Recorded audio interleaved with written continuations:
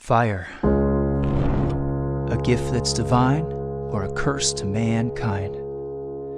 What is that human fascination with a flickering flame? In a world of LEDs, retina displays, and Ultra HD TVs, where neon signs and plasma billboards paint the streets, you'd think that a simple flame would have gone obsolete. Yet here we are, sitting around telling stories about ghosts while the marshmallow roasts and that warm glow makes us close. What's the fascination with rapid oxidation? Maybe it's how fire has defined us from the dawn of civilization.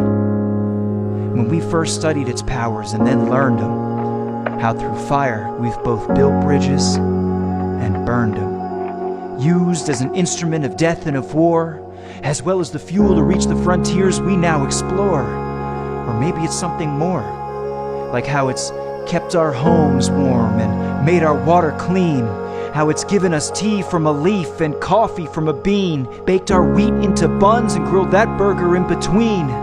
Is there one area of mankind that fire has not shaped, defined, or designed? And for that reason, I would be inclined to say that that's why we'd stare at fire till we go blind. Except one fact.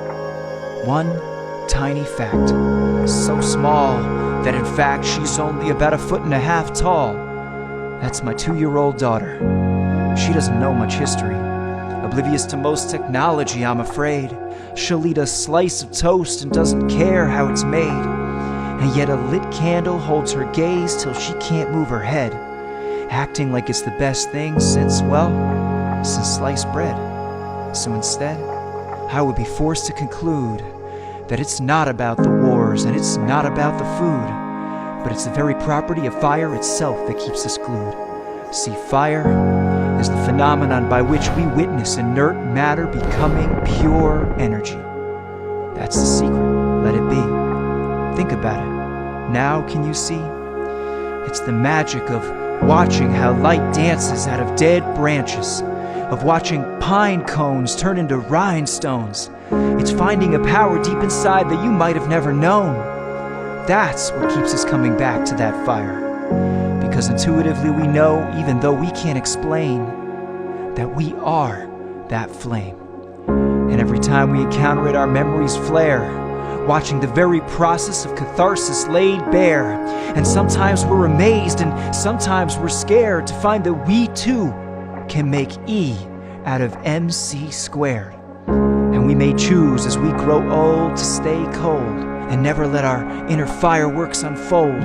But for those who refuse to pass their days without unleashing that glorious blaze, will they do more than just sing their own praise?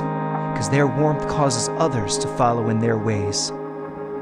And whether you're a torch or a Bic lighter, whether you're a bonfire or a Bunsen burner, hold your flame high, because that little light that you harness by itself can light up a whole room full of darkness.